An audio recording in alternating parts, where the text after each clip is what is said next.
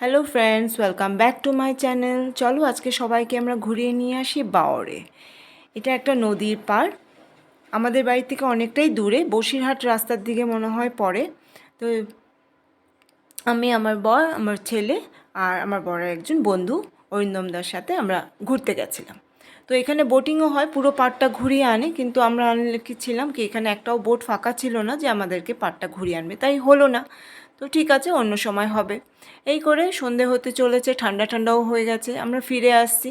তখন দেখি একটা রাস্তার ধারে একটা মন্দিরটায় ঢুকতে চাইলাম কি মায়ের দর্শন একটু করে আসি, কিন্তু গেটে তালা ছিল। তো যাই হোক, মন্দিরটা আমার খুব ভালো লাগলো, গেটের ওখান থেকেই আমি একটু ভিডিও করে নিলাম। এটা নিশ্চয়ই মায়ের মন্দিরই হবে। যাই হোক, বাইরের থেকেই প্রণাম সেরে চলে আসলাম। একটু স্ন্যাক্স কিছু খেয়ে নিলাম। আমার ছেলেকে যখনই আমি ক্যামেরা ধরি তখনই আমার ছেলে মুখটাকে এরকম করবে, এই জন্য অনেক ফটো আমি ডিলিটই করে দিই।